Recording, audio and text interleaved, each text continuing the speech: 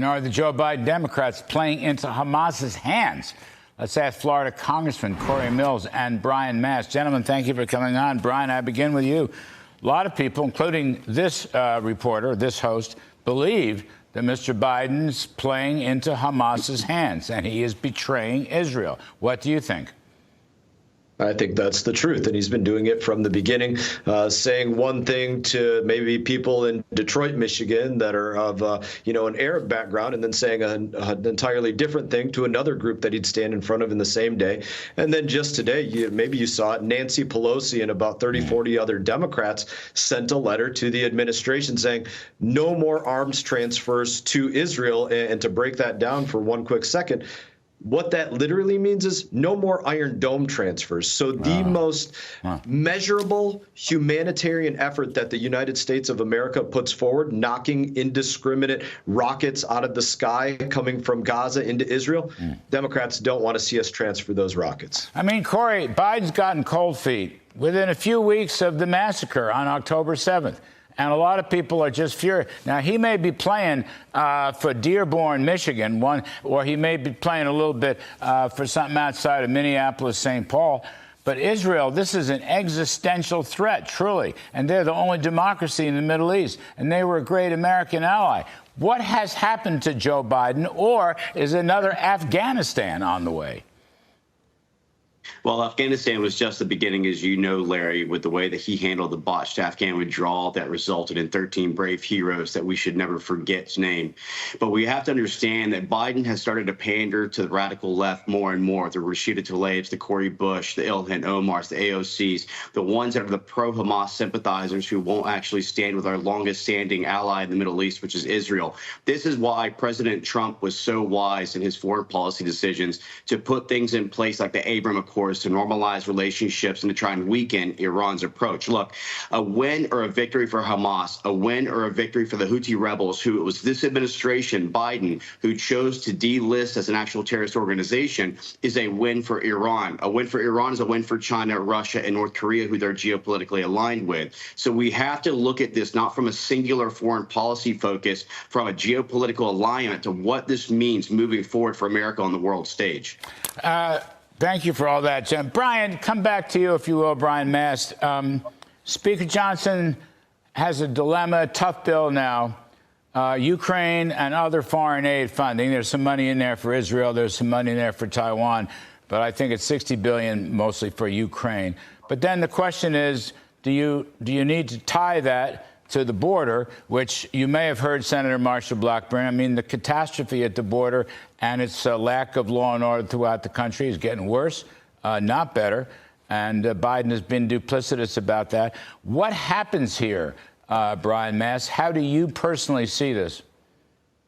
Look, I think it makes it more palatable for some in the House if you tie border to Ukraine or Israel or Taiwan or something else. But the fact of the matter is, we are a Congress that came in and we made a commitment to the American people that there'll be germaneness to each thing that we vote on, one thing related to the other. And so I think it would be wholly responsible for the Speaker to say, he can move a vote on Israel aid, he can move a vote on Ukraine aid, he can move a vote on Taiwan aid or something else, or border, or you name it. But would you buckle all of those together?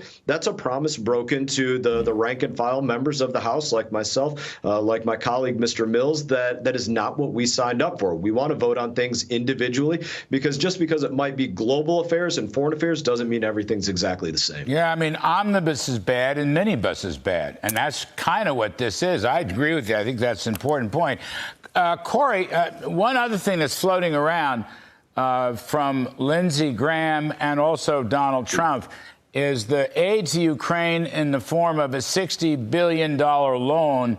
If they succeed, they'll pay it back. If they don't succeed, it'll be gone. What do you make of the loan idea? Well, I don't like the Lend-Lease program they had established before, but if you actually look at the details, Senator Lindsey Graham also stated that he wants language on the loan that says that it can be withdrawn or deferred, meaning that he's basically going ahead and utilizing the premise of it being a loan with the intent of making it free money.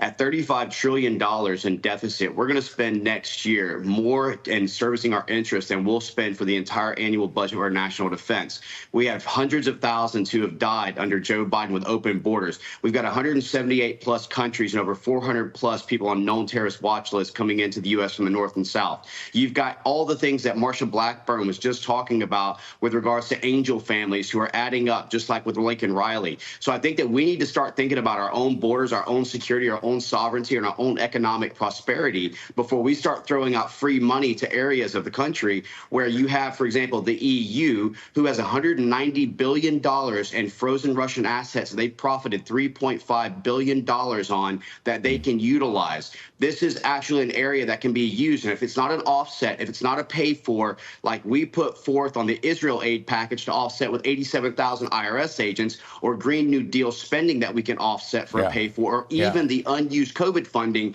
that's where we need to be at. Focus on America, focus on American prosperity, not foreign governments who want to secure their own people for corrupt practices. Brian, I mean, these are all great points. Brian Mast, I want to give you the last word on this.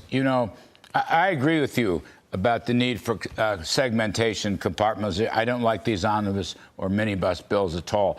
But if you're going to help with Ukraine, wouldn't it be better with suggestions like an inspector general, for example, to oversee the funds, or some language that would mandate some kind of off-ramp peace negotiations? This thing could go on forever as a stalemate.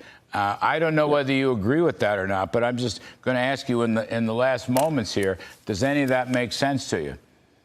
Well, we're almost at day 800, and there have been independent audits of what's going on there. But I think you pointed out one of the biggest problems. Nobody on the face of this earth can tell you whether it has to be the end of this war being war crime tribunals for Vladimir Putin, or all Russians are out of the Ukraine or Crimea, or there's nuclear demilitarization because of what they've done, or demilitarized NATO borders, or whatever. You can't find the national security strategic objective that is being sought since day one or day 200. Or 600 or 800 that we're almost on. And that's one of the biggest problems we face. We lost objectives. Got it. You put it much better than I did. Hey everyone, thank you for watching this video. If you enjoyed the video, please click like and subscribe. I will be back on YouTube with more exclusive content, so stay tuned.